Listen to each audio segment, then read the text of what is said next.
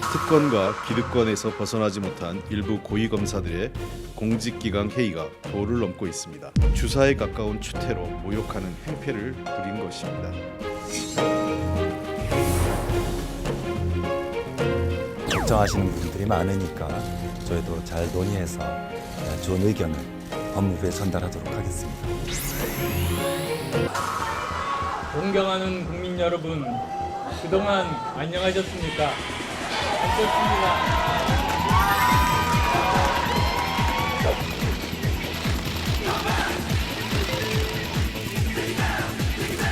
지금 선거 자체에 대한 그런 깊은 고민이 제 머릿속에는 아직은 없습니다.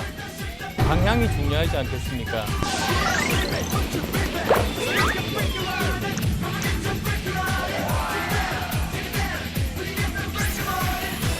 박영 국장이 500명의 후보를 보낸 것과 관련해서 지금 논란이 되고 있습니다.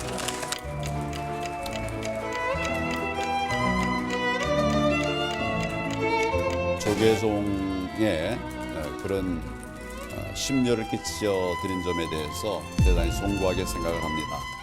배송 과정에 문제가 있었다고 하는데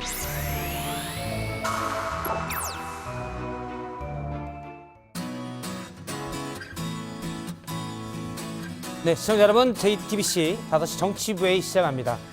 검찰 직제 개편을 앞두고 검찰 내부에서도 갈등도 커지고 있습니다. 지난 주말 상가집에서 검찰 간부들끼리 고성이 좀 오간 경우가 있었다고요? 네, 오늘 하루 종일 좀 떠들썩했던 사건인데요. 대검 선임 연구관이 반부패 강력 부장을 향해서 네가 검사냐? 조국 전 장관의 기소 여부를 둘러싼 이견 때문에 예. 네가 검사냐? 이런 좀 들이받는 일종의 항명이로 불리는 일이 있었는데요. 관련해서 법무부는 대검 간부의 추태라는 표현까지 써가며 좀 유감을 표명한 상태입니다. 예, 이외에도 북한의 외무상 이선권 외무상이 선임된다라는 얘기가 있는데요. 이 문제를 포함해 안철수 전 대표의 광주행까지 본격적으로 자리에 앉아서 짚어보도록 하겠습니다. 5시 정치부회의 시작합니다.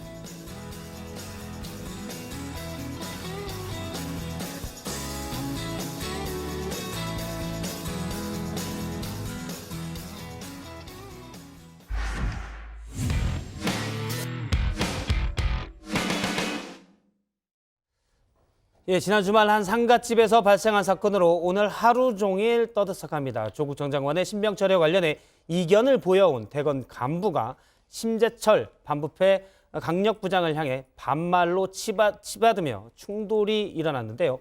법무부는 상가집 추태라고 규정했습니다. 한국당은 검찰 고위직 인사가 방탄용이었다는 것이 드러났다며 공세 수위를 높이고 있습니다.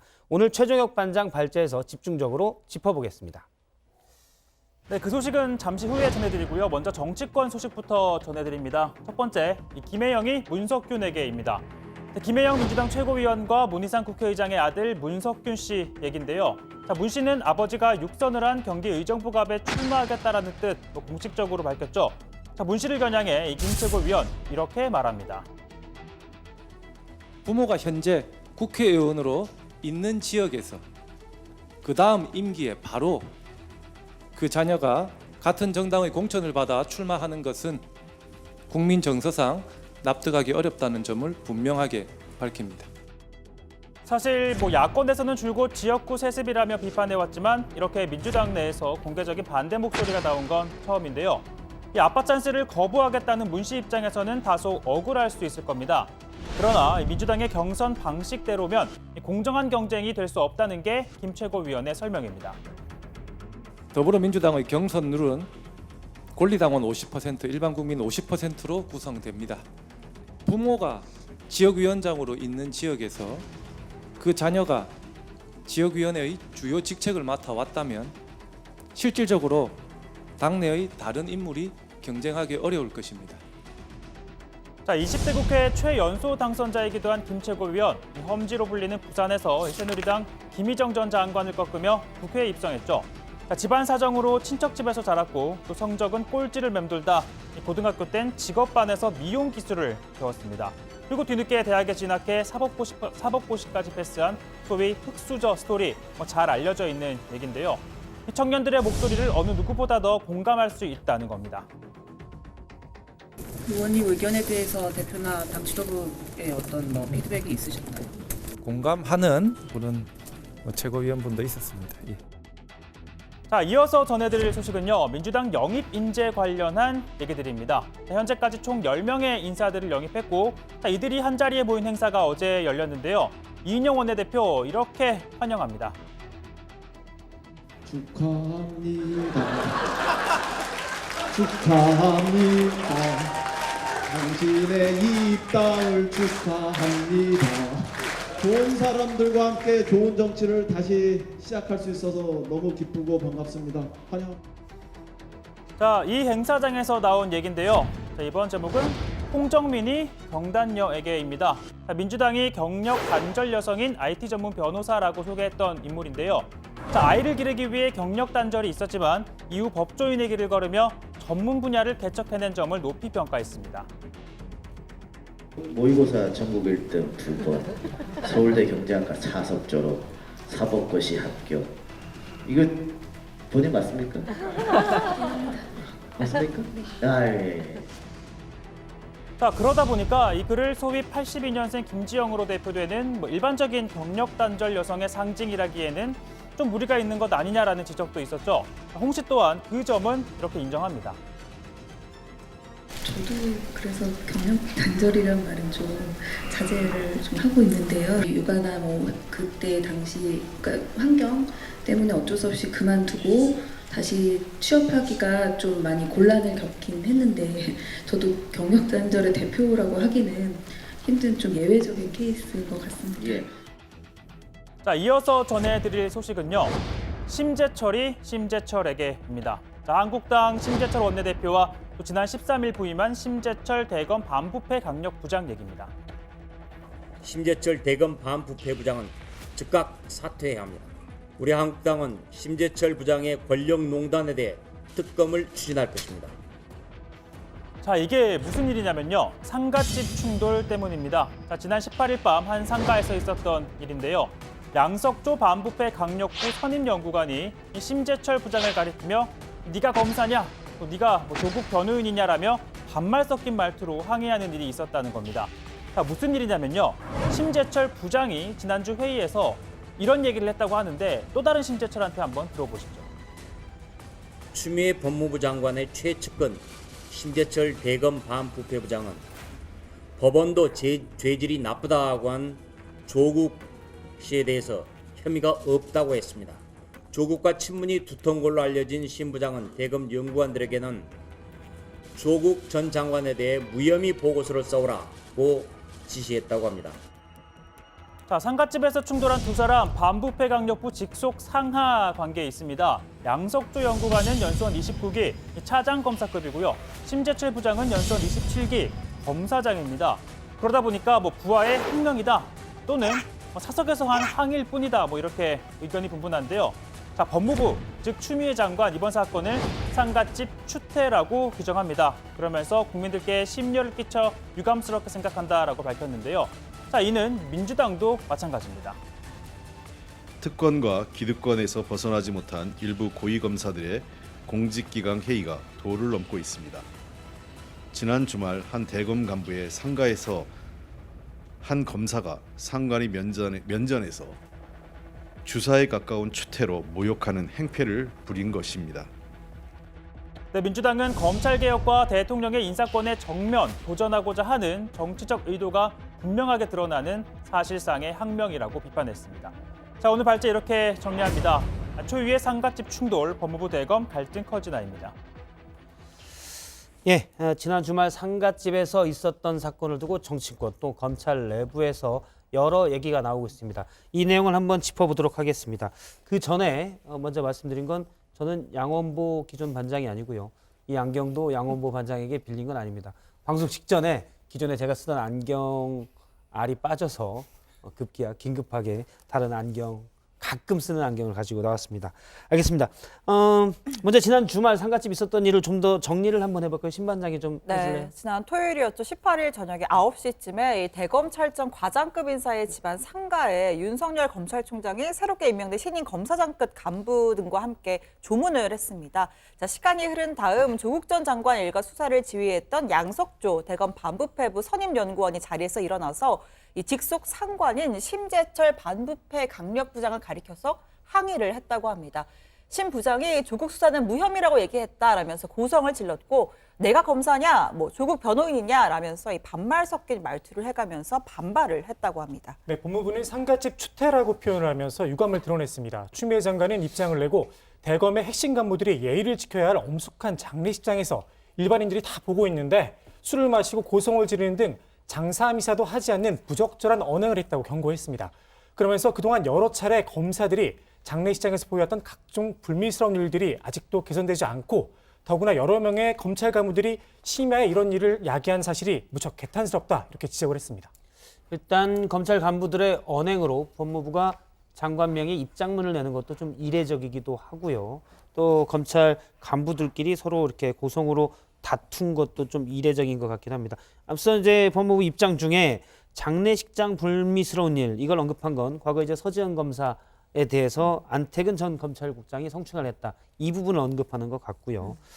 사실 뭐 사적인 자리이기 때문에 조 반장의 경우도 11시가 넘으면 저한테 반말을 가끔 하곤 합니다.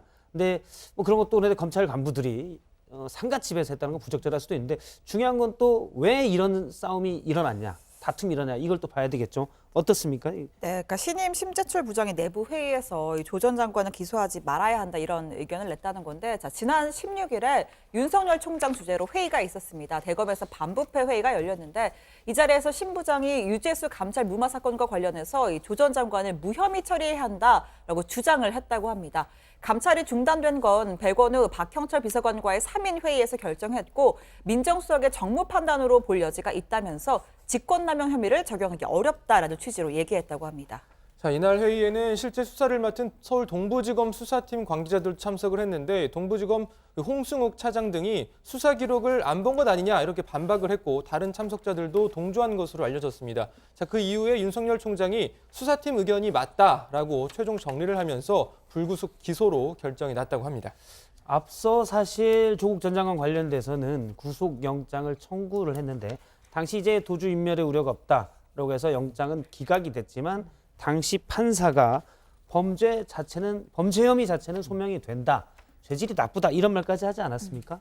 그렇습니다. 당시 서울 동부지법 권덕진 영장 전담 부장판사는 조국 전 장관이 직권을 남용해서 이 감찰을 중단했고 우리 사회의 근간인 법치주의를 후퇴시켰을 뿐만 아니라 국가 기능의 공정한 행사를 저해했다고 언급을 하면서 범죄 혐의가 소명됐다고 밝혔습니다. 다만 증거를 인멸할 우려가 없고 도주할 가능성이 낮다면서 기각 사유를 밝히기도 했습니다. 네, 신 부장은 16일 회의 전에도 지휘하에 있는 대검 연구관들에게 조 전 장관을 무혐의 처리해야 한다는 보고서를 작성해오라 지시도 한 것으로 알려졌습니다. 다만 앞서 구속영장까지 청구했던 검찰 입장에선 이 같은 지시에 반발했고 보고서도 제출하지 않았다고 합니다. 한국당은 지난 법무부의 검찰 고위직 인사가 결국 조 전 장관에 대한 방탄용이었다 이렇게 주장을 했습니다. 문재인 정권의 검찰 대학살 인사가 수사를 방해하기 위한 흉계였음이 확인되고 있습니다. 정치검사들로 채워진 대검의 신임 간부들이 유재수 감찰 중단 사건 등에 대해서 노골적으로 수사를 방해하는 행위가 이어지고 있기 때문입니다.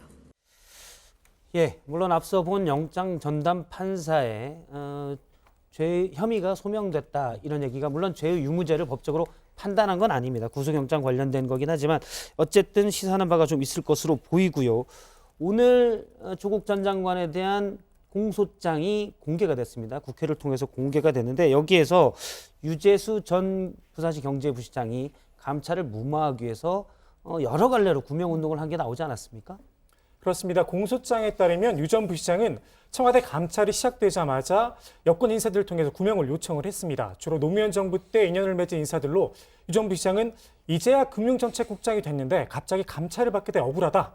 자리를 계속 유지하게 해달라 이렇게 부탁을 했다고 합니다. 자, 여러 여권 인사들이 등장을 하는데요. 그중에 한 명인 김경수 경남지사, 이 백원우 당시 민정비서관에게 수차례 연락을 해서 유재수는 참여정부 시절 우리와 함께 고생한 사람이다. 이 감찰을 받고 있는데 억울하다고 하니 잘 봐달라는 취지로 부탁한 것으로 공소장에 나와 있습니다.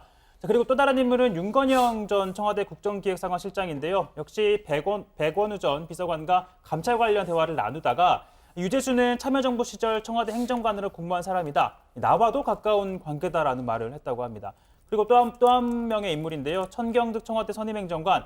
참여정부에서도 근무한 유재수를 왜 감찰을 하느냐. 이 청와대가 금융권을 잡고 나가려면 유재수 같은 사람이 필요하다라고 말한 것으로 지금 공소장에 기재되어 있습니다.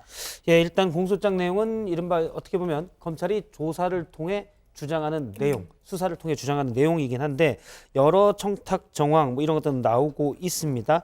백원우 전 비서관이 검찰 출신인 박형철 전 반부패 비서관에게 감찰 중단을 요청했지만 박 전 비서관이 처음엔 거절을 했다고요? 네, 그렇습니다. 감찰 책임자인 당시 감찰 책임자였던 박형철 전 비서관이 좀 거절을 한 걸로 되어 있는데 공소장에 따르면 백원우 전 비서관으로부터 유재수를 봐주는 건 어떻겠냐라는 취지의 제안을 받았다고 합니다. 역시 이를 거절을 했고요. 그 다음에 백 전 비서관이 사표만 받고 처리하면 되는 것 아니냐는 식으로 제안을 하자 박 전 비서관은 감찰을 계속해야 하고 또 수사 의뢰까지 해야 하는 사안이라고 답을 했다고 합니다. 그러고 나서 조국 전 수석에게 이 박 전 비서관이 유 전 부시장의 비위 내용과 후속 조치를 보고를 했는데 조 전 수석이 이 자리에서 여기저기서 전화가 많이 온다. 이 백원우 비서관과 처리를 상의해보라라고 지시한 것으로 되어 있습니다. 네, 이 같은 부탁을 받은 백원우 전 비서관이 당시에 조국 수석에게 유재수가 현 정부의 핵심 요직에 있고 또 현 정부 핵심 인사들과 친분 관계가 깊은데 정권 초기에 유재수의 비위가 크게 알려지면 안 된다라는 의견을 전달하기도 했다고 합니다. 이후에 이 조 전 수석도 박형철 전 비서관에게 사표를 낸다고 하니까 감찰을 더 할 필요가 없다라면서 감찰이 없었던 것처럼 정리하라는 취지로 지시를 했다는 게 검찰의 판단입니다. 즉 비위를 저지른 인사들을 감찰하고 필요한 조치를 수행해야 할 민정수석의 직무를 남용해서 감찰을 중단했다는 겁니다. 예, 공소장을 저도 잠깐 봤었는데 백원우 전 비서관이 이 감찰이 중단된 유재수 전 부시장이 나중에 민주당의 이 수석 전문위원으로 옮기는데도 좀 영향을 미쳤다. 이런 내용도 공소장에 들어가 있다고요. 네, 이 금융위 부위원장이 비위 의혹으로 청와대에서 감찰까지 받았던 인물을 국회 수석 전문위원으로 추천한 것에 부담을 느끼고 백 전 비서관에게 유 전 부시장을 국회로 보내도 되는지 문의를 하니까 민정수석실은 이견이 없다라고 통보를 했다고 합니다. 결국 유 전 부시장이 금융위 자체 감찰이나 징계를 받지 않고 명예퇴직 절차를 거쳐서 국회로 자리를 옮길 수 있었다는 게 검찰의 판단입니다.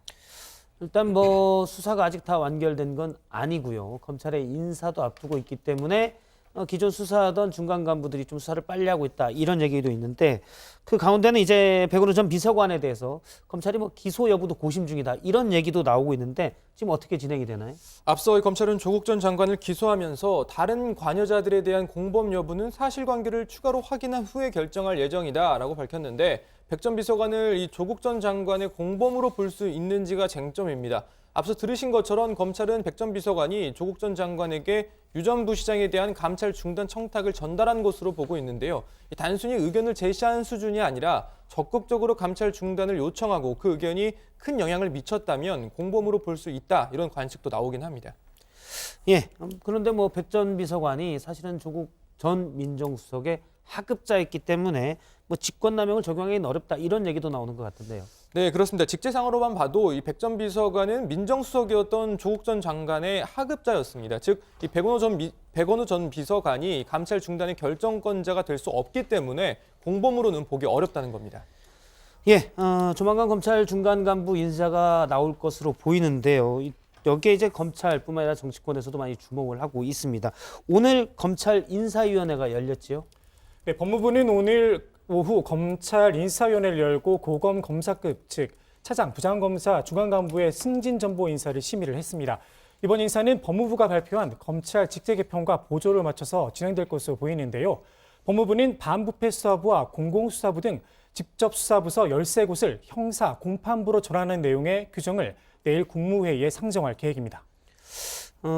이제 고검장급 인사 과정에서 원래 법에 있는 검찰총장의 의견을 듣는다 이 문제를 두고 이제 검찰과 법무부가 부딪히기도 했는데 법무부가 윤석열 총장의 의견은 들었죠. 이번에 이제 중간 간부 인사에 대해서. 네, 그렇습니다. 윤 총장은 대검 과장급 중간 간부들을 전원 유임시켜달라는 의견을 법무부에 전달을 했습니다.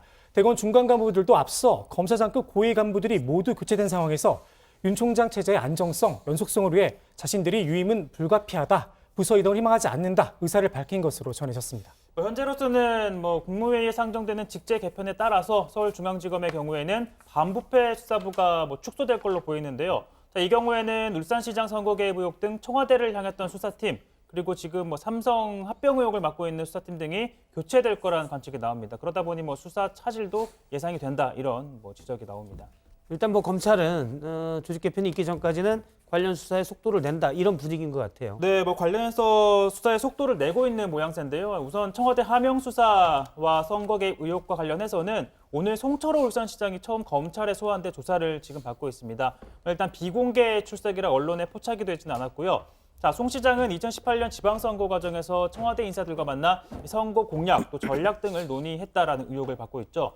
자, 그리고 검찰은 청와대 등 윗선을 향한 수사에도 속도를 내고 있는데 앞서 하명 의혹과 관련해서는 백원우, 박형철 전 비서관을 불러 수사를 했고요. 선거 공약 논의 의혹에 대해서는 한병도 전 전무수석 등도 불러서 수사를 했습니다. 예, 검찰 중간간부급 인사가 조만간 있을 것으로 보이는데 요거를 좀 잘 지켜봐야 될 것 같고요. 일단 오늘 발제는 이렇게 제목을 정하도록 하겠습니다. 상갓집 충돌, 추미애 대검 간부의 추태. 다음은 신혜원 반장의 발제 보겠습니다.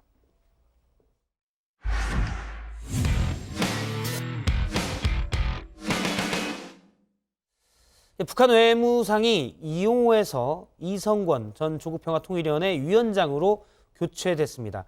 군 출신 강경파 인사로 알려졌고요. 남북실무회담에도 수차례 나선 바가 있습니다. 몇 가지 사례들도 있습니다. 재작년 평양 정상회담에서는 우리 측 기업인들을 향해서 냉면이 목구멍으로 넘어가느냐 말을 해서 논란이 되기도 했었고요.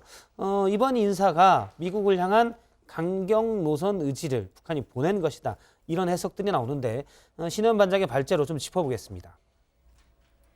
네, 문재인 대통령이 올해 첫 수석 보좌관 회의를 주재했습니다. 늘 그렇듯 민생 경제에 힘써달라는 당부를 전했는데요. 특히 24일부터는 설 연휴가 시작되는 만큼 어려운 이웃을 챙기고 민생 안전과 서민 지원 등 설 연휴 종합책을 차질 없이 시행하라고 지시했습니다. 민족의 명절을 맞아 국민 모두의 가정에 평안과 행복이 깃들기를 바랍니다. 정부도 국민들께 힘이 되고 희망을 드릴 수 있도록 최선을 다하겠습니다. 네, 문 대통령은 새해 들어서 남북 관계에 다시 힘을 싣고 있습니다. 지난 1년간 남북 협력에서 더 큰 진전을 이루지 못한 아쉬움이 크다면서 김정은 위원장의 답방을 위한 여건이 하루빨리 갖춰질 수 있도록 네, 이렇게 답방 여건을 만들어가자 강조했고요. 또 개별 관광 같은 것은 국제 제재에 저촉되지 않기 때문에 네, 라면서 이 구체적인 남북 협력 방안을 제안하기도 했습니다. 이런 가운데 북한이 우리로 치면 외교장관에 해당하는 외무성에 군 출신 대남 강경파 이선권 전 조평동 위원장을 임명한 것으로 보입니다. 상당히 익숙한 인물이죠. 2018년 평창올림픽을 계기로 시작된 남북 실무협상의 총책임자로 얼굴을 알렸습니다. 평창올림픽 경기대회 대표단 파견 문제를 포함하여 북남 사이에 판문점 연락 통로를 개통할 때 대한 지시도 주셨습니다. 이 군인 출신답게 앞뒤 재지 않는 돌직구성 발언으로도 주목을 받았습니다. 당시에 남측 수석 대표였던 조명균 전 통일부 장관은 돌부처, 이선권은 돌격형, 핏대라는 별명이 붙었습니다. 오늘 회담을 어떻게 지금 전망하시는지 좀 말씀 좀 또 그 판문점 선언 이행을 위해서 회담을 하려 왔는데 어떻게 될 거라는 뻔히 뻔하지 않나고요. 아주 잘 될 거이 분명하지. 또 이른바 냉면이 목구멍의 사건의 당사자기도 합니다. 재작년 평양 정상회담 때 우리 기업인들에게 냉면이 목구멍으로 넘어가느냐라는 질책성 막말을 해서 논란을 빚었죠. 당시 국회에선 제대로 항의하지 못한 조명균 당시 장관을 경질해야 한다는 요구까지 나왔습니다. 옥류관에서 이게 냉면을 목구멍으로 넘어갔는지 어쩐지 모르겠는데 이성권이 나타나요. 이성권이 나타나고 그러면서 기업인 테이블에 아주 굳은 표정으로 하고 아주 이때까지 악수하고 잘 그래요. 막 웃고 그럽니다. 자, 이재용 회장 보이시죠? 그 다음에 눈치 봅니다. 눈치 봐요. 그 다음에 딱 경직되고 다 눈치 봅니다. 그 다음 보시면 딱 얘기 듣고 있어요. 네, 이러니 저러니 해도 뭐 수차례의 실무회담 대표, 또 평창올림픽 북측 파견단에도 포함되면서 우리 측 인사들과도 친분을 쌓았습니다. 저도 여러 번 관련 발제를 한 적이 있었는데요. 이 자료를 찾다 보니까 이런 이야기도 했더군요. 네, 그런데 이선권 위원장 자꾸 보다 보니까 떠오르는 사람이 한 명 있습니다. 바로 뉴스룸 비하인드 뉴스의 박성태 기자인데요. 이 묘하게 분위기가 닮은 건 저만의 착각일까요? 어쨌든 박 선배 존경합니다. 네, 그때는 부장을 부장으로 모시게 될 줄 정말 0.0001%도 몰랐는데요.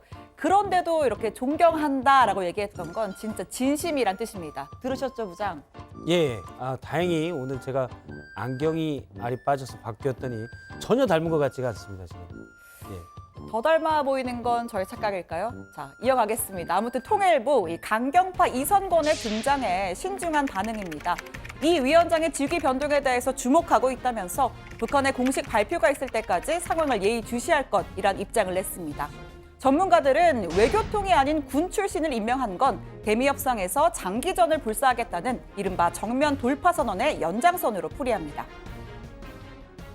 지난해 북한 외무성이 미국 시憲법 전환을 이끌지 못했다는 일종의 문책성 인사로서 보이고 앞으로 이 선 체제 보장 후 비핵화는 구도하에서 미국하고 강경 노선을 걷겠다. 이성근이라는 사람이 군부 출신에서 강경파이기 때문에 대화는 구걸하지 않으면서 자, 그러니까 우선 지난해 북미 협상의 성과를 내지 못한 이용호 체제에 대한 문책성 인사고요.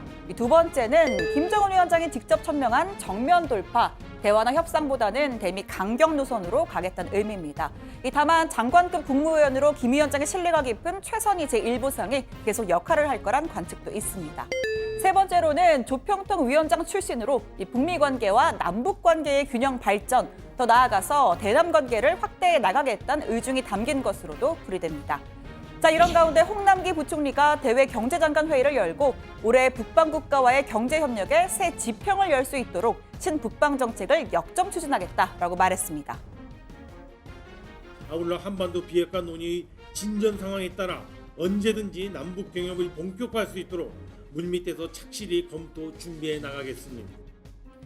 다만 미국은 여전히 부정적인 기류입니다. 지난주 해리스 주한대사가 오해의 소지 없이 한미 워킹그룹에서 논의해야 한다라고 말했고요. 청와대와 여당에선 대사의 내정 간섭이냐 하는 격한 반발까지 나왔습니다. 미국 국무부는 해리스 대사에게 힘을 실어줬습니다. South Korean government refused. It is inappropriate remarks, and it is an issue for the Korean government to decide, meaning even mentioning the word sovereignty. So we expect every country that's a member of the United Nations to abide by those sanctions. Well, what I'll say is that Ambassador Harris has the confidence of Secretary Pompeo, and I think instead of focusing on the remarks, it's more important to focus on the broader U.S. government and South Korean government relationship. In fact, 네, 관련 소식 들어가서 더 전해드리고요. 오늘 청와대 발제 이렇게 정리하겠습니다. 냉면이 목구멍에 강경파 이선권 북한 외무상 임명입니다. 예, 북한이 아직 공식 발표한 것은 아닙니다. 그런데 북한의 외교 정책을 이끄는 북한 외무상이 이용호에서 이선권 전 조평통 위원장으로 교체된 것으로 보입니다. 지난주에 이제 평양에 있는 북한 주재 대사관에 북한에서 우리가 이렇게 바뀐다 이렇게 다 통보를 했다고요. 네, 그렇습니다. 일단 이선권에 대해 설명을 좀 드리면요. 자, 이 군 출신 대남 강경파 인사로 또 이 김영철 노동당 부위원장의 오른팔로 알려져 있는데요. 그동안 북한의 대남 기구인 조평통을 이끌어왔고 남북 군사실무회담 대표와 남북 고위급 회담 북측 단장을 역임한 바 있습니다. 대표적인 사건은 바로 이 냉면 발언입니다. 앞서도 보셨지만 평양 남북 정상회담 당시에 우리 기업 총수들에게 냉면이 목구멍으로 넘어가느냐 이런 발언을 한 것으로 알려지면서 논란이 된 바 있습니다. 네, 또 여기에 북한의 외교 브레인으로 알려졌던 이수영 노동당 국제담당 부위원장도 자리에서 물러난 것으로 보입니다. 후임은 러시아 대사였던 김영준으로 추정이 되는데요. 그러니까 이수용, 이용으로 대표됐던 외교 라인을 대폭 물갈이하면서 향후 북한의 비핵화 협상 등 대외 정책에도 변화가 예상되는 상황입니다. 예, 이성건 전 조평통위원장이 이제 북한 외무상이다. 우리로 따지면 국방부 출신의 높은 사람이 외교부 장관이 된 격인데 그렇죠. 네. 잘 와닿지는 않아요. 그렇다면 이례적인 것에는 이유가 있을 건데 뭐 어떻게 봐야 됩니까? 일단 뭐 외교 경험이 하나도 없다 이러면 이제 그것은 사실이 아니고요. 예. 2017년 4월에 북한의 최고인민회의가 열렸는데 그때 최고인민회의 상임위원회 산하로 외교위원회가 출범을 했고 그 외교위원회 6명 중 1명의 외교위원으로 활동을 한 적은 있습니다. 그래도 뭐 북한의 전통적인 외교 엘리트와는 거리가 머니까 파격이라고 하면 파격이라고 할 수 있는 인사인데요. 외무성 엘리트가 미국과의 협상에서 진전을 만들어내지 못하니까 그 결과 다시 군부 쪽의 입지가 더 상대적으로 커졌다 이런 해석이 나오는 겁니다. 네, 이성건은 그간 대미 협상에는 관여하지 않아왔던 만큼 당분간은 미국과의 협상을 진행하지 않겠다는 당 중앙위원회의 결정을 반영한 인사로도 볼 수 있겠습니다. 또 외무성이 북한의 자력 갱생을 위해 당분간 해외 대사관을 통한 외화 확보에 매진할 거란 관측도 있는데요. 여기서 최선희 부상과 김명길 대사 등 북미 실무 협상을 총괄한 인사들은 그대로라는 점도 주목해 봐야 될 것 같습니다. 사실 대미 외교는 최선희 부상이 거의 주도하지 않았습니까? 그럼 어차피 협상은 이쪽 라인에서 한다 이렇게 봐도 됩니까? 예, 그렇습니다. 그러니까 북한이 선 제재 완화와 체제 보장, 후비핵화라는 기존의 입장을 그대로 유지하면서 최선희와 김명길을 위시한 북미 협상은 협상대로 이어갈 거란 분석도 있습니다. 청와대 소식 오늘 하나 더 다뤄보도록 하겠습니다. 문 대통령이 정세균 신임 국무총리와 첫 주례회동을 가졌죠. 네, 문재인 대통령은 이낙연 전 총리와도 매주 월요일 오찬을 겸한 주례회동을 하면서 주요 국정 현안과 관련한 의견을 나눴는데요. 그 연장선에서 이뤄진 첫 번째 회동입니다. 정세균 총리가 협치에 한 방식으로 매주 목요일 목요 대화를 통해서 정재계, 또 노동계, 정계와 대화를 나눌 계획이라고 보고를 했고요. 문재인 대통령도 지지한다라는 입장을 밝혔습니다. 또 경제 활력을 제고하는 방안으로 규제 혁신이 무엇보다 중요하다는 데 인식을 같이 하고 또 규제 혁신에 대한 이 방안에 대해서도 구체적인 의견을 나눴다고 합니다. 정 총리가 이 경제와 협치에 대해서 의욕을 강하게 가지는 것 같은데 실제 이제 계속 잘 추진이 되고 또 성과를 내는지 좀 지켜봐야 될 것 같습니다. 이 소식도 좀 다뤄보죠. 아주대 병원, 그러니까 경기 남부권역 외상센터장인 이국종 교수가 나 센터장 이제 그만하겠다, 물러나겠다 이렇게 언론에 대고 밝혔습니다. 최근 그 아주대 의료원장과의 갈등, 서로 의료원장이 좀 고성을 냈다 그런 말도 있었고요. 이것 때문인가요? 네, 관련한 녹음 파일이 공개되면서 좀 논란이 불거지고 있는 건데요. 이국종 교수가 한 언론과의 인터뷰를 통해서 이 사임 의사를 밝혔습니다. 이 내용을 보면요. 병원 고위 측 모두가 내가 그만두는 것을 원하고 너만 입을 다물면 모두가 행복해진다라고 한다. 자, 이게 최선이라 생각을 했고 앞으로 외과 관련 일도 하고 싶지 않다라는 입장을 밝혔다고 합니다. 말씀드렸듯이 지난 13일 유희석 의료원장이 이국종 교수에게 욕설을 하는 내용이 담긴 녹음 파일이 공개가 됐고 이 교수와 의료원 사이에 갈등이 알려지면서 논란이 좀 일고 있는 건데요. 이 교수는 이달까지로 예정된 해군 파견을 마치고 다음 달 복귀한 다음 이 원장직에서 사임 의사를 밝혔다고 합니다. 예, 이 교수가 사임하면 외상센터가 제대로 운영이 될까 이런 걱정도 듭니다. 일단 이 아주대병원은요 2013년에 권역 외상센터로 지정이 됐습니다. 지난해에는 중증 외상 환자 수, 책임 진료율, 또 전원 사례 등을 기준으로 보건복지부가 전국 16개 센터를 대상으로 한 평가에서 1위를 차지하기도 했습니다. 자, 이 과정을 사실상 이국종 교수가 이끌어왔다는 평가가 많기에 어느 정도 타격이 있을 수밖에 없어 보입니다. 최근까지도 이 교수는 부족한 병상을 추가로 배정받으려다가 병원 측과 부딪혔다 이런 내용도 지금 알려져 있습니다. 다만 이 교수의 사임이 외상센터 지정 취소 등 최악의 상황으로 이어질 가능성은 적다고 합니다. 일단 욕설 논란이 도화선이 됐지만 사실은 정부의 지원 또 의료원이 어떻게 지원하느냐 이런 기본적인 체제의 문제가 좀 안에 있었던 것 같아요. 네, 이 교수도 이 구조적인 문제점을 지적을 했었습니다. 권역 외상센터를 둘러싼 문제가 수년간 쌓여져 왔다 이런 입장을 밝혔죠. 정부에서 지원을 더 해줬는데도 병원이 필요한 인력을 끌어주지 않아서 뽑아주지 않아서 이 헬기도 제대로 운영하지 못했다라고 이야기를 한 바가 있습니다. 잠깐 들어보시죠.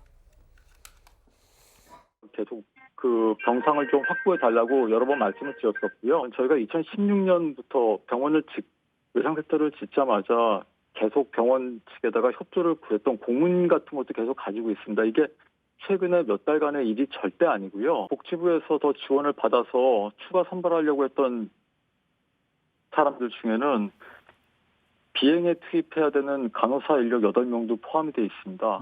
지금은 더 이상 운행을 못하고 있습니다. 반면 아주대병원 측은 외상 환자에게 무한정 병상을 내줄 수는 없고 인력은 약속대로 충분히 채용하고 있다 이렇게 반박을 했습니다. 법적인 문제도 없다는 점을 강조했는데요. 이 가운데 주무부처인 복지부 자신들이 개입할 문제가 아니라면서 관망하는 태도를 보여서 또 비판을 받았습니다. 정부 예산이 전국에 있는 17개 권역예산센터에 일률적으로 투입이 되는데 이를 탄력적으로 운영하기 어려운 점도 문제라는 지적입니다. 사실 다들 하기 싫어하지만 꼭 필요한 일들이 있습니다. 누군가는 하고 있는데 이 누군가에게 희생을 강요해서만은 안 되고요. 그렇다고 물론 뭐 병원에 대해서도 마찬가지겠고 이런 것들을 체계적으로 지원하도록 만드는 게 정부의 일이 아닌가 싶습니다. 잘 해결되길 바라고요. 일단 오늘 청와대 발제는 이렇게 정리하겠습니다. 북외무상의 강경파 이성권. 다음은 고석승 반장의 발제 짚어보겠습니다.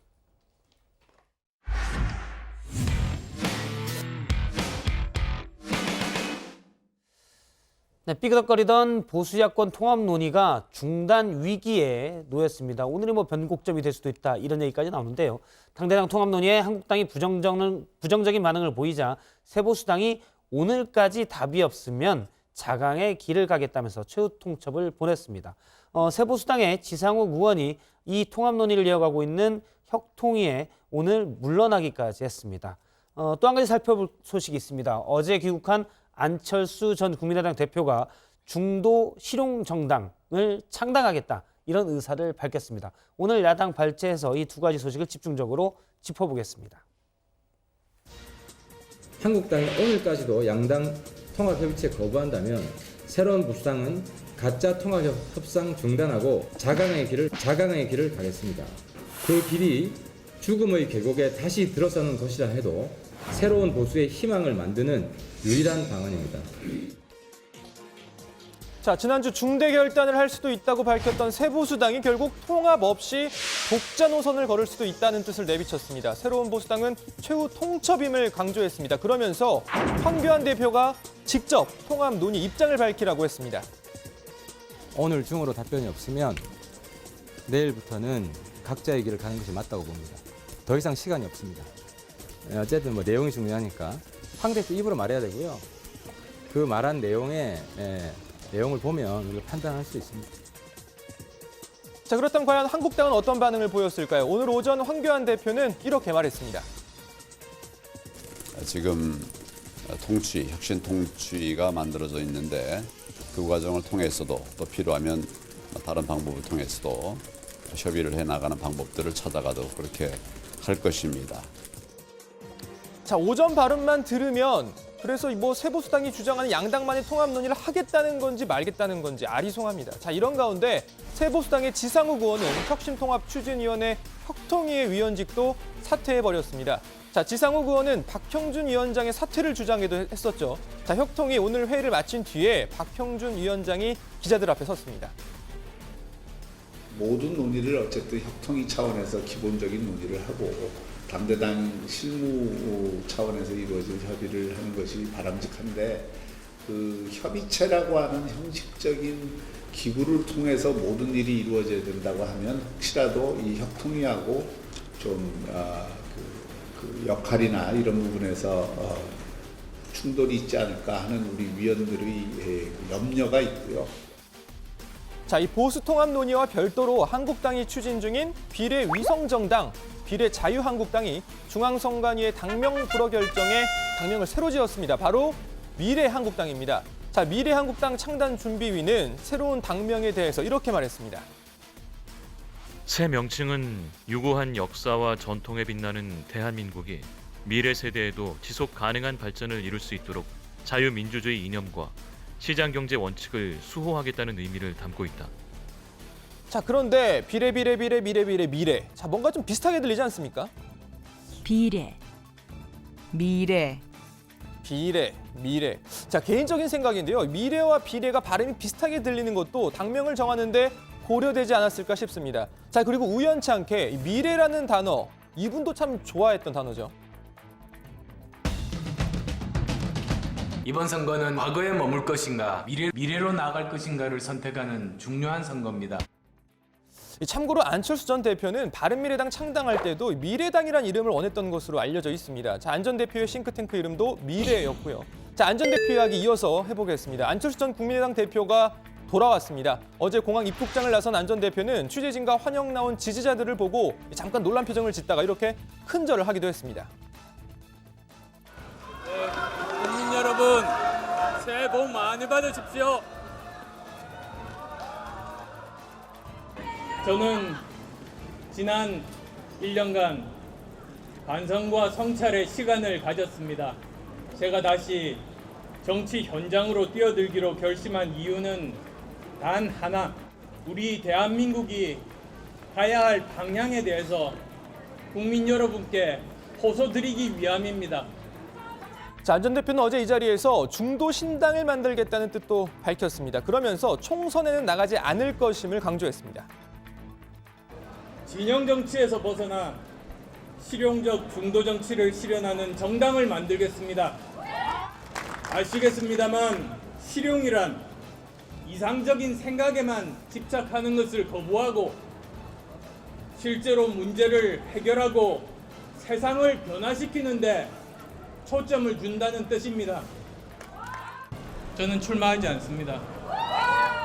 다음 국회에서 그런 일들을 할 수 있는 사람들이 가능한 많이 진입하는 것이 제 목표입니다. 모든 힘을 다해서 돕겠습니다. 자, 안 전 대표는 복귀 첫날인 오늘 국립현충원과 광주 국립 5.18 민주묘지를 잇따라 찾았습니다. 광주에선 눈물을 훔치는 모습도 보였습니다. 당연히 오늘도 바른미래당 복귀 여부, 보수 야권 통합 참여 여부 등 총선 관련 질문이 이어졌는데요. 안 전 대표 이렇게 말했습니다. 지금 선거 자체에 대한 깊은 고민이 제 머릿속에는 아직은 없습니다. 우선 제가 절박하게 지켜봤던 대한민국이 나가는 방향에 대해서 먼저 말씀을 드리고 그리고 국민 여러분들의 그 뜻을 구하겠습니다. 어제부터 지금까지 질문들이 모두 선거에서의 어떤 이합집산에 대한 그런 질문들이 많으신데 방향이 중요하지 않겠습니까? 자, 국민의 뜻을 먼저 구하겠다. 무슨 말인지 알 것 같으면서도 잘 모르겠기도 하고요. 자, 안철수 전 대표의 측근이라 불리는 매우 가까운 사이로 알려진 이태규 의원은 안 전 대표의 향후 정치 행보에 대해서 이렇게 말한 바 있습니다.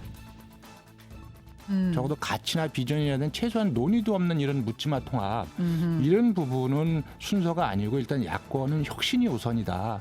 이런 생각을 좀 갖고 계시는 거고요. 야권이란 보수. 자꾸 부장이 이태규 의원에게 뭐 이것도 물어봐라 저것도 물어봐라 하길래 그냥 부장이 직접 물어보시는 게 나을 것 같아서요. 그냥 스튜디오로 초대했습니다. 자, 바른미래당 이태규 의원입니다.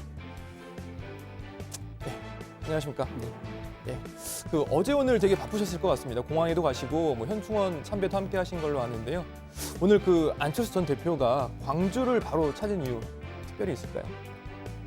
오늘 광주 가신 거는 이제 두 가지 의미를 부여할 수 있습니다.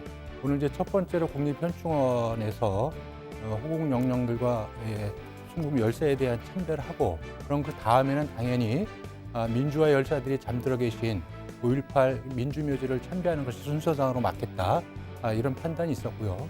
두 번째는 잘 아시겠지만 2016년 국민의당의 돌풍의 진원지가 호남이고 그때 도와주셨던 부분에 대한 감사 그리고 그 이후에 바른미래당을 창당하는 과정에서 사실 국민의당 지지자분들 특히 호남 분들의 마음을 다 헤아리지 못한 부분들이 있었습니다.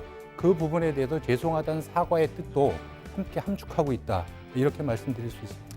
알겠습니다. 오늘 지금 어제 공항에서도 그렇고 오늘 현충원도 보니까 이 바른미래당에서 의원님뿐만 아니라 많은 의원들이 함께 참여를 했던 걸로 봤는데 손학규 대표는 언제쯤 만날까요?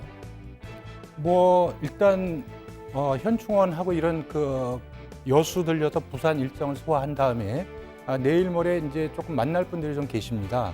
또 계신 다음에 이제 당내 인사들을 만나실 텐데 의원들하고 그 과정에서 손 대표님하고 일정을 좀 조율해서 맞춰보려고 그렇게 생각하고 있습니다.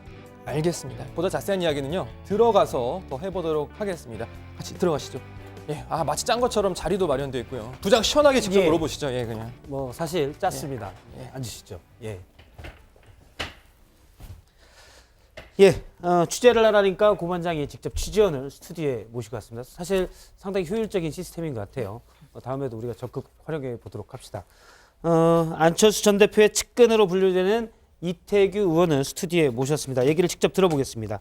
방금 이제 고반장이 얘기한 질문에 답을 하셨는데 어게인 2016, 그러니까 당시 국민의당으로 지난 총선 때 광주를 중심으로 한 호남 지역에서 돌풍을 사실 일으켰지 않습니까? 그러면 다시 그걸 기대하는 건 맞는 거죠, 이번 선거에서? 어게인 2016년은 아니고요. 예. 아까도 말씀드렸지만 어쨌든 안철수 대표가 국민의당에 이어서 다시 이제 동서화합하고 국민통합을 위해서 뭔가 새로운 시도를 해야 되겠다고 결심을 하고 그래서 이제 바른정당하고 통합을 추진했는데 예. 그 과정에서의 사실 이제 매끄럽지 못한 부분들이 있었고 또 그 부분에서 이제 호남 분들의 마음을 다 헤아리지 못한 부분에 대한 이 죄송하다는 뜻을 사실 오늘 전달하기 위해서 뭐 공항에서도 이제 그런 또 죄송하다는 말씀을 드렸고 그런 취지가 제일 크다 이렇게 생각이 들고요. 저는 이제 호남의 지지라나 이런 부분들은 적어도 이제 호남 분들의 어떤 자긍심과 명예 이걸 드높일 수 있는 새로운 정당, 개혁 정당을 만들었을 적에 저는 지지를 보내주실 거라고 생각이 들고요. 이렇게 어떤 특정적에 기대하거나 예. 뭐 이런 정치는 낡은 정치고 우리가 지향해야 된다 이렇게 생각하고 있습니다. 네, 바로 이어서 뭐 관련된 질문이긴 한데요. 박지원 의원은 지금 이와 관련해서 뭐 호남이 2번 당하겠냐, 뭐 또 이런 언급을 하기도 했습니다. 실제로 조금 이렇게 들어보신 그 호남 민심 좀 어떻게 좀 보고 계신가요?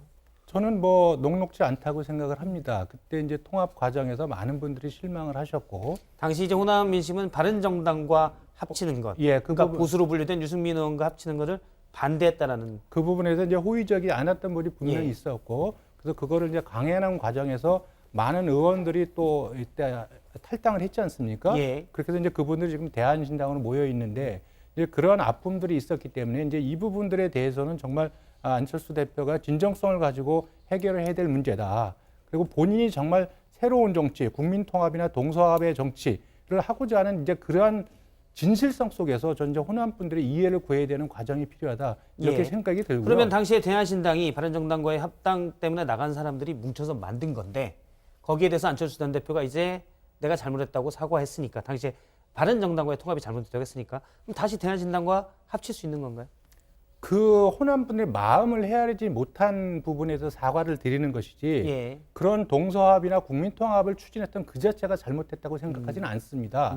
그런데 지금 이제 대한신당에 계신 분들은 실질적으로 호남 지역주의 정당을 표방하시는 경향성이 굉장히 예. 강하거든요. 그래서 그거는 호남 분들의 지지를 얻는 거는 별개의 문제다 이렇게 판단하고 있습니다. 안 전 대표는 총선에 불출마 의사를 밝혔습니다. 비례대표도 안 하시나요? 뭐 불출마하니까 이제 지역이든 비례든 다 안 하시는 다 안 거죠. 하시는 네. 거예요. 총선은 안 하시지만 정치는 계속 하신다면 대선은 나가시나요? 대선은 본인이 아마 제가 할 때는 유의미한 어떤 대선 주제의 지위나 자격은 저는 이제 정치인이 본인이 원한다고 부여되는 건 아니라고 생각이 듭니다. 이미 본인이 한국 사회가 이렇게 가서는 안 된다고 선언을 하고 들어오셨고 그 부분에서 어저께 이제 3개의 지향점과 또 4개 구체적으로 실천 방향을 이야기했고 그 부분에서 진정성을 가지고 국민들하고 소통했을 적에 그러면 안철수 대표가 한번 대선에 나가봐라 이런 판단과 결정을 해주시면 나갈 수 있는 것이지 그것이 안 되는 상태에서 정치인이 자기가 원한다고 국민들이 원하지도 않는데 대선에 나갈 수 있는 것이 현실적으로 불가능하다고 생각을 합니다. 예. 안 전 대표가 공항에서 바로 밝힌 메시지는 중도 실용. 그런데 사실 2012년 때도 그렇고요. 2016년 때도 그렇고 어떻게 보면 메시지의 핵심은 똑같아요. 1년 4개월 동안 이제 해외에 갔다 오셨지만 새롭게 바뀐 국민들에게 보여줄 게 있습니까? 저는 이제 안철수 대표하고 이제 제가 독일에서 대화할 때 그런 말씀을 하시더라고요. 자기가 정치 초년생으로서 여러 가지 시행착오를 겪었지만 예. 그래도 초심을 가지고 추구하고자 했던 정치의 방향은 맞았던 것 같다. 다만 그걸 구체화시키고 정치적으로 풀어가는 데 있어서 제도 정치권의 어떤 장벽이나 이런 부분에 많이 부딪혔던 부분들 이런 부분이 분명히 있었지만 그리고 사실 2012년에 대선을 출마 선언했을 적에도 그때는 민주당 분들이 사실 그 안 대표 주변에 많이 계셔가지고 바로 후보 단일화 프레임에 가뒀습니다. 예. 그래서 안철수 대표가 가고자 하는 부분은 사실 막았던 부분이 있었거든요. 그리고 다시 이제 그런 과정 속에서 요번에 다시 돌아오는데 다시 돌아와서 실용적 중도 정당을 하시겠다고 하는데 다시 바로 또 보수 통합 프레임을 갖다 놓고 여기에 들어와라 마라 지금 이러고 있는 거 아니겠습니까? 그렇게 해서 안철수 대표가 가고자 하는 부분을 양 진영에서 늘 막아왔었거든요. 이제는 그 부분에서 단호하게 선을 긋고 본인의 길을 가겠다고 어저께 분명히 선언을 했거든요. 그래서 이 부분을 좀 지켜보실 필요가 있다. 이런 말씀을 좀 드립니다. 의원님 좀 개인적인 질문일 수도 있는데 이제 꼬마민주당으로 처음 이제 정치 시작하셨고 그다음에 이제 꼬마민주당에 합당을 하면 한나라당에 좀 계시다가 다시 안철수 대표를 또 손을 잡고 나오셨어요. 근데 꼬마민주당 안철수 대표 제3지대 제3정당인데 우리나라에서 성공한 케이스는 죄송한데 별로 없어서 이번엔 성공하실 수 있다고 보세요? 저는 아마 이 부분은 성공 여부를 떠나서 어쨌든 당위와 어떤 소명의 문제다. 한국 정치가 더 이상 이렇게 가서는 안 된다는 확고한 신념을 안철수 대표가 유럽 생활을 통해서 더 굳히신 것 같아요. 그래서 정말 87년 민주화 이후에 한국 정치를 지배해온 어떤 이념과 진영 중심의 이 낡은 정치, 이거를 이제 중도적, 실용적 중도 정도로 바꿔가지고 새로운 정치 패러다임을 해서 정말 타협과 절충의 정치, 또 사실 실사구시에 입각한 이런 어떤 현실 해결적인 그런 정치의 방식을 우리 정치가 이제는 실현할 때가 오지 않은가. 그래서 기존의 정치 스타일들을 계속해서 유지한다면 결국은 배제의 정치나 또 대결적인 정치, 싸움으로 지새는 국회, 그리고 국가의 미래 전략이 정치의 중심 의제로 떠오르지 못한 이런 정치판이 계속된다면 한국 사회가 절대 미래로 갈 수가 없다. 그래서 이 부분을 고쳐야 된다. 이런 부분에 대해서 안철수 대표가 굉장히 깊은 문제의식을 갖고 있다. 이런 말씀을 좀 드리는 겁니다. 그러니까 정치는 사람이 있어야 하는 건데 그럼 당장 손학규 대표 문제는 어떻게 해결하실 생각이세요? 손학규 대표께서는 이미 당내 의원들한테도 안철수 대표가 돌아오면 미련 없이 물러나겠다고 발언을 하셨는데 지금은 또 번복을 하고 계시지만 저는 이제 많은 분들이 안철수 대표가 당으로 돌아와서 이거를 정말 발전적 해체 수준까지 끌어올려서 황골 탈퇴시켜서 정말 안철수 대표가 가고자 하는 실용적 중도 정당을 만들어주기를 바라는 주변의 의견들이 굉장히 많습니다. 그런데 이제 그 전제가 지도 체제가 전환이 되기 때문에 저는 사실 이제 당원들의 총의를 모을 수 있는 이제 진짜 구심점이 돌아왔으니까 그 부분에서 당을 위해서 손학규 대표님께서 결단을 좀 하셔야 되는 것이 아닌가 이런 개인적인 생각을 갖고 있고 이 부분은 뭐 당내 다수의 의원들의 공통된 인식이다. 이런 말씀을 드립니다. 네, 그러다 보니까 뭐 손 대표가 사실상 뭐 당권을 전적으로 이제 안철수 전 대표에게 넘기지 않는 이상 사실상 어제 안철수 전 대표의 뭐 말만 들어보더라도 새로운 당을 창당할 가능성이 더 커 보이는데 거기에 무게가 더 실린 걸로 보이는데 사실상 총선이 지금 뭐 3개월도 남지 않은 시점에서 그게 물리적으로 가능한지도 좀 여쭙고 싶은데요. 일단 이건 바른미래당을 재건해달라는 요청이 있지만 그 부분에 굳이 연연하지는 않겠다 이런 부분이고 또 말씀하신 대로 물리적 시간은 굉장히 촉박하죠. 사실 2016년에 국민의당을 2월 2일 날 창당한 걸로 제가 기억을 하고 있습니다. 그렇게 해서 다소의 조금 늦춰질 수는 있지만 정당을 창당하는 데서 물리적으로 큰 어려움을 없겠다 이런 판단은 하고 있습니다. 안 전 대표가 이제 바른미래당에 복귀해서 뭐 전권을 받아서 또는 정권을 못 받아서 신당을 창당하든 이번 총선에 어떻게든 정치 세력으로서의 목소리를 낼 텐데 의석수는 얼마나 예상하세요? 지금의 뭐 민심은 아무도 모르는 거고 지금 안철수 대표가 어저께 돌아서 처음 이제 국민들께 말씀을 드리는데 거기에 대해서 사실 이제 반응은 사실 아직 저희들도 잘 모르고 있습니다. 그래서 아마 더 많은 국민들하고 소통을 하는 과정 속에서 국민들께서 평가를 해주신다면 좀 예측이 가능하겠지만 지금 입장에서는 어쨌든 이 시대적인 어떤 당위 과제 이 부분을 수행하는 데 최선을 다하는 거 그리고 국민의 평가를 기다리는 거 뭐 이것이 최선이다 이렇게 생각하고 있습니다. 뭐 아까도 제가 대선 얘기를 잠깐 물어봤었는데 어쨌든 이제 좀 장기적으로 봤을 때요. 대선을 나간다면 지금 여권에서는 사실 차기 대선 주자가 너무 많아서 문제다 이런 얘기도 나오고 있고 이낙연 전 총리는 뭐 몇 프로가 나온다 이런 얘기도 나오고 뭐 자유한국당 같은 경우는 뭐 차기에 또 경쟁 구도가 일겠지만 일단은 또 지금 대표가 있고요. 향후 안철수 전 대표가 대선에 나온다면 뭐 대선 경쟁 상대 누구라고 좀 보시는지? 그거는 뭐 아까도 말씀드렸지만 국민들께서 일단 자격 부여를 좀 해줘야 된다고 생각이 들고 그거는 어저께 이야기한 본인이 말씀하신 어떤 그 네 가지 부분이 있습니다. 현재 문재인 정권의 잘못된 부분을 바로잡는 거, 또 공정한 사회를 만드는 거, 그다음에 역동적인 시장 경제를 만드는 거, 또 실용적인 중도 정당을 만드는 것에 대한 진정성을 국민들께서 어떻게 평가하시느냐 거기에 따라서 본인의 대선 출마 여부가 결정될 것이다. 뭐 그리고 이제 그렇게 되면 이제 경쟁자가 누군지 나오겠죠. 네. 사실 저희가 안철수 전 대표 얘기만 했는데 당장 총선이잖아요. 의원님 지역구 출마 어디 하시나요? 저는 뭐 지금 현재 고양시에 살고 있습니다. 그래서 특별한 일이 없으면 뭐 현재 거주 지역에서 출마하는 것이 이제 준비하는데 많은 도움이 되겠는데 잘 아시겠지만 지금 바른미래당 가지고는 총선에 출마할 정도의 유권자한테 표를 달라고 할 명분이 없습니다. 그렇기 때문에 새로운 정당 또 바른미래당이 환골탈퇴하지 않는 한 참 여러 가지 어려움이 있겠다 이런 개인적인 생각은 갖고 있습니다. 저희가 이제 총선에서는 공정해야 되니까 어느 동에 살고 있느냐는 물어보지 않겠습니다. 네. 고양시에도 지역구가 많으니까요. 알겠습니다. 취재를 해오니까 고 반장이 취재원을 모시고 와서 어쨌든 얘기를 더 깊숙한 얘기는 많이 들을 수가 있었던 것 같습니다. 사실은 어떻게 보면 제 생각에는 다시 국민의당 모습이지 않나. 아직은 이런 의문점이 좀 있는데 앞으로도 좀 지켜보도록 하겠습니다. 네, 다음번에도 좋은 말씀 부탁드리겠습니다. 네, 고맙습니다. 예, 다음은 조익신 국회반장의 발제를 보도록 하겠습니다.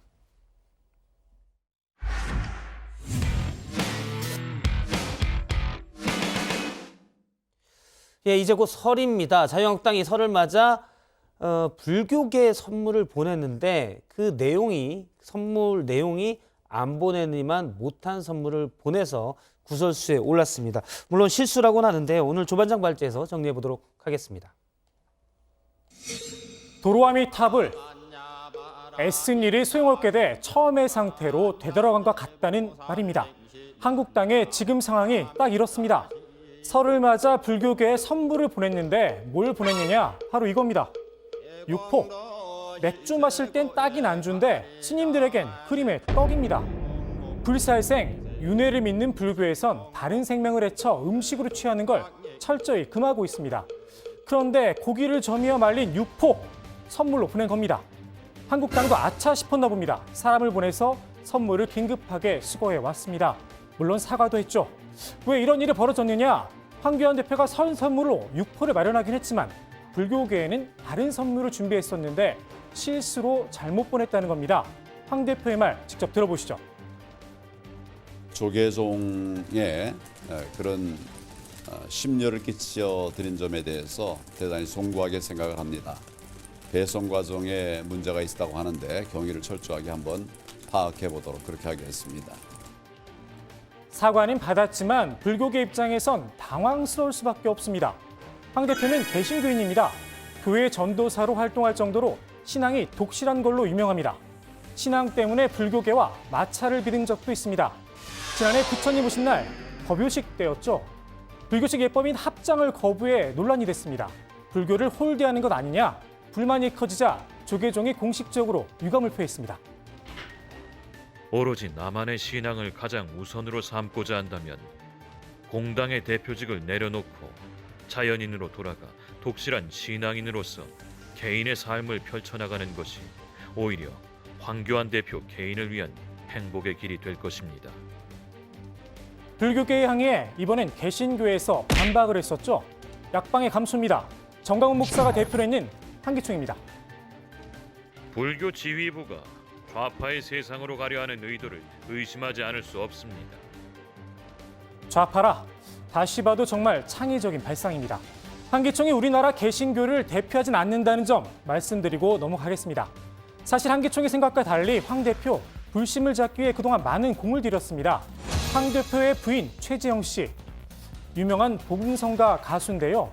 남편 대신 사찰 찾아다니면서 그동안 많은 애를 썼습니다.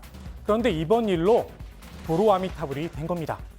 당장 총선을 앞둔 한국당 입장에서도 고민이 커졌습니다. 이번 총선 최대 승부처로 꼽히는 부울경. 우리나라에서 불교 인구 비율이 높은 탑3 지역입니다. 이번 일로 불심이 흔들린다면 홍준표 전 한국당 대표의 말처럼 낙동강 전선 쉽지 않은 싸움이 될 듯합니다. 1년 4개월 만에 정계에 복귀한 안철수 전 국민의당 대표, 오늘 첫 공식 일정으로 국립현충원을 찾았는데요. 현충원 참배의 필수 코스죠. 저렇게 방명록을 또박또박 적었습니다. 그런데 저 방명록 어디가 좀 어색하죠? 국건 1을 국건 2로 오기를 한 겁니다. 부사와 전미사, 이와 희의 구분, 학창시절 국어시험 단골 문제였죠. 아마 헛갈리는 분들 많으실 텐데 자세한 설명은 들어가서 우리 국문과 출신 박성태 부장의 설명을 들어보기로 하고요. 아무튼 안 대표 오랜만에 박명록을 쓰려니까 조금 긴장했던 듯합니다. 대한민국의 국자도 저렇게 고쳐 적어놨습니다. 사실 안 대표의 박명록 5기 이번이 처음은 아닙니다. 뿜뿜이다를 저렇게 뿜뿜이다로 잘못 적기도 했습니다.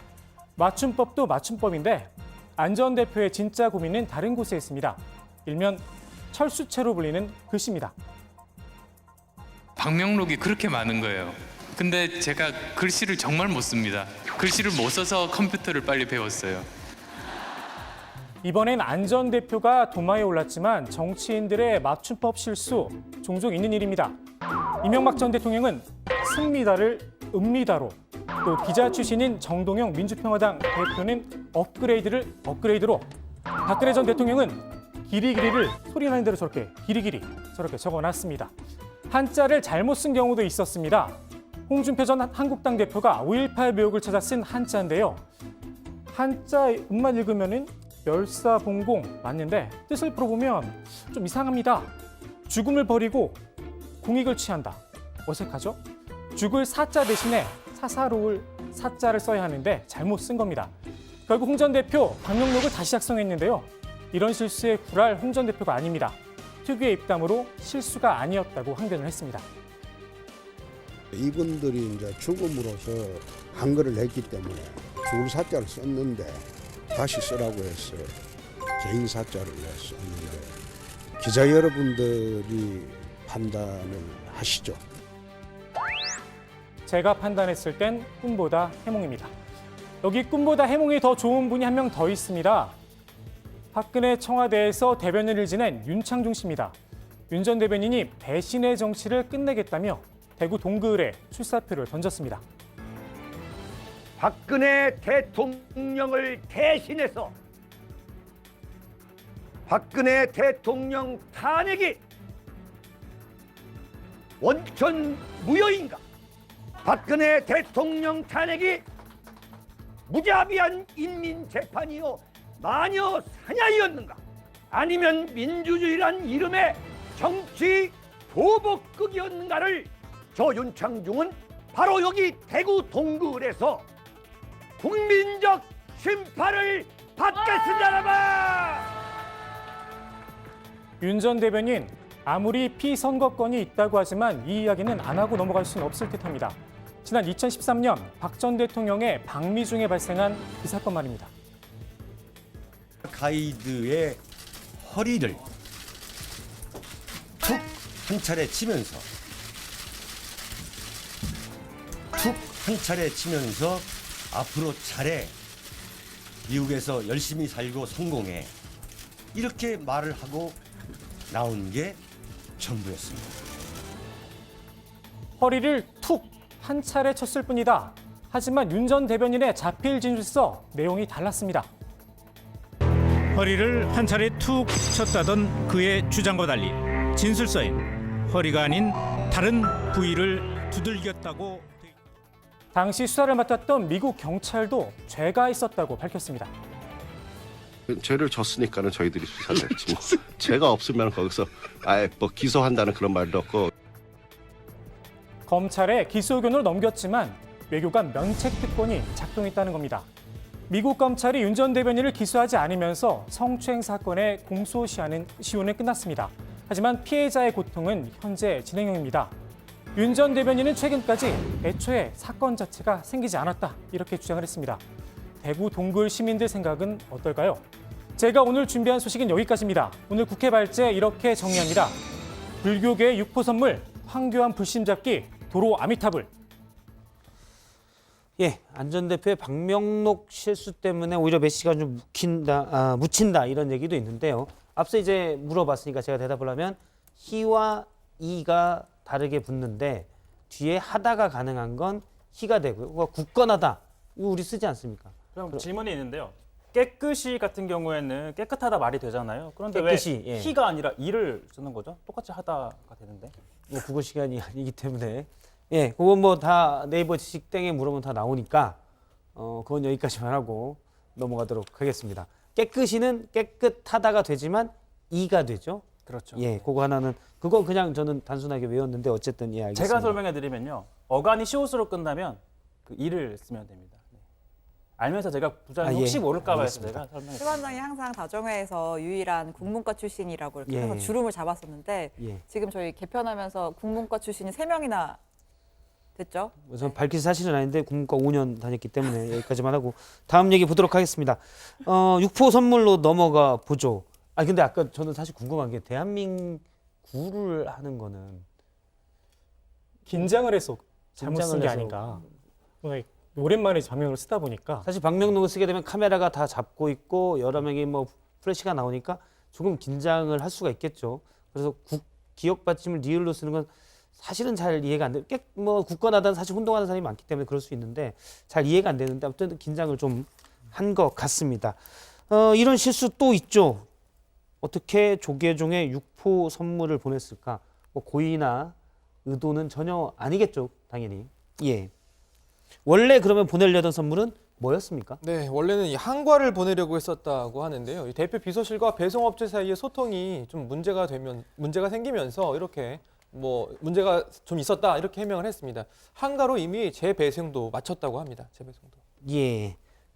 뭐 실수였겠지만 이미 이제 앞서 조익신반장 발제대로 황교안 대표가 불교계에 한번 뭐 오해나 서로 이해 부족이 있었기 때문에 이런 게 더 크게 보이는 것 같습니다.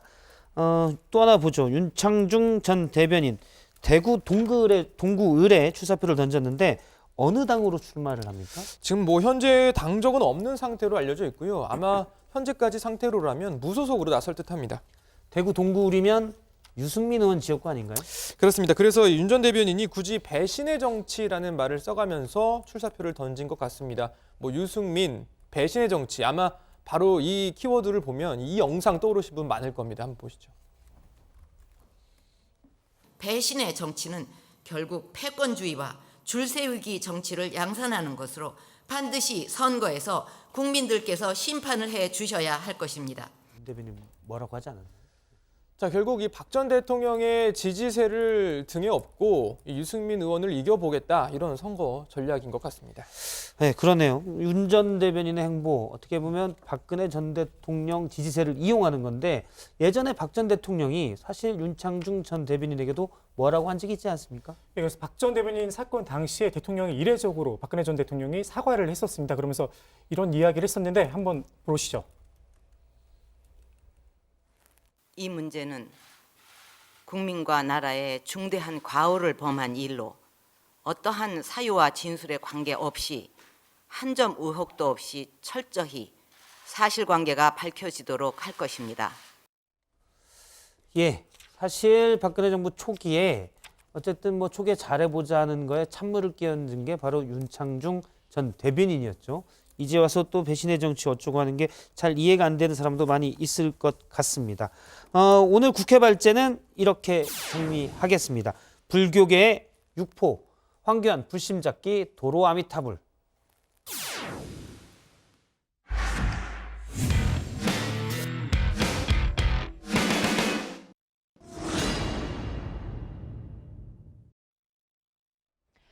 안녕하세요. 톡소원 정치의 강정입니다.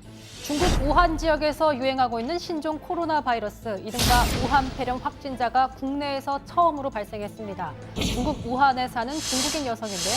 어제 인천공항으로 입국하는 과정에서 발열 등 이상 증상으로 격리돼 검사를 받고 오늘 확진자로 판정돼 치료를 받고 있습니다. 다행히 확진자가 검역 단계에서 나와서 지역사회 노출은 없었습니다. 질병관리본부는 같은 항공기를 타고 온 승객과 승무원 등 접촉자에 대한 조사를 진행 중입니다. 또 감염병 위기 경보 수준을 관심에서 주의 단계로 높이고 24시간 대응에 나섰습니다. 그런데 감염자는 폐렴 진원지로 지목된 화난 수산시장에 노출된 적이 없다고 합니다. 질병관리본부장은 제한적인 범위 내에서의 사람 간 전파가 가능하다고 본다면서 전염력 수준과 또 접촉자가 누구인지 조사와 연구가 진행돼야 한다고 밝혔습니다. 중국 내에서만 신종 코로나 바이러스에 의한 이번 폐렴 확진자 200명을 넘어섰습니다. 벌써 세 번째 사망자도 나왔는데요. 지난 17일 기준 확진자와 비교해서 단 이틀 만에 3배 이상 늘어난 겁니다. 수도 베이징까지 환자가 발생해 중국 내 불안감도 커지고 있습니다.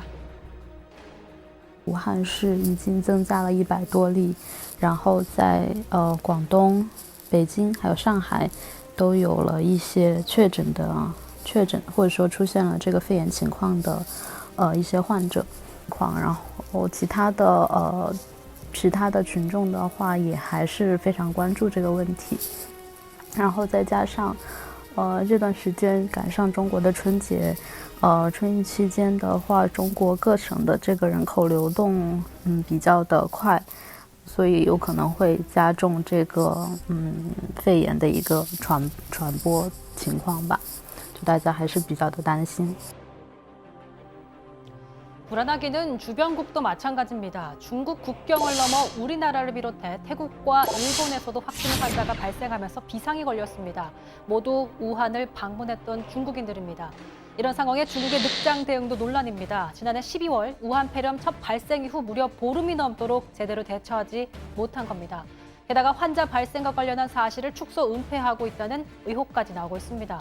영국 BBC는 전문기관 자료를 인용해서 우한 폐렴 환자가 1,700여 명에 달할 것이라는 관측까지 내놨습니다. 세계보건기구 WHO 역시 확산에 대비하라고 경고한 상황입니다. 우한 폐렴이 제2의 사스 사태가 되지 않을까 우려가 나오고 있는 이유인데요. 중국은 지난 2003년 중증 급성호흡기 질환인 사스 유행 때 뒷북 대처로 37개국 중에 774명의 사망자를 냈습니다. 하지만 중국은 사스 때와 다르다며 예방과 통제가 가능하다고 강조하고 있습니다. 사실 가장 큰 고비점은 24일부터 시작되는 중국 최대 명절, 춘절 대이동입니다. 이 기간에 이동하는 연 인원만 30억 명입니다. 우한 이외 중국 내 다른 도시로 퍼지면 대유행으로 이어질 가능성이 나오고 있습니다. 그런 만큼 중국을 방문하면 주의가 필요한 상황입니다. 우한 지역을 방문해야 되는 경우에는 가급적 그 방문을 연기하거나 취소하시는 것이 바람직할 것 같고, 반드시 방문을 해야 된다면 유행이 집중됐던 우한 시장은 절대 방문하시면 안 되겠고, 또 이 귀국한 후에도 2주 이내에 열이나 기침, 가래 같은 호흡기 증상이 생기는 경우에는 반드시 그 질병관리본부 콜센터 1339를 통해서 신고를 하시고 적절한 관리를 받으셔야 되겠습니다. 네. 춘절을 맞아 해외를 찾는 중국 여행객도 걱정입니다. 한국관광공사는 춘절 연휴 일주일간 13만 명의 중국인들이 한국을 찾을 것으로 전망했는데요. 질병관리본부는 우한 직항 노선뿐 아니라 경유 노선에 관해서도 검역 강화를 건의한 상태입니다. 우한 폐렴에 대해서 아직 백신이나 완치시킬 수 있는 치료제가 없는 상황입니다. 그런 만큼 국경 없는 감염병엔 국가 간 정보 공유, 공조가 더욱 중요해지는데요. 메르스 사태의 공포를 거울 삼아서 초기 대응에 더욱더 주의를 기울여야겠습니다. 예, 새로 들어온 소식 하나 짧게 전하도록 하겠습니다.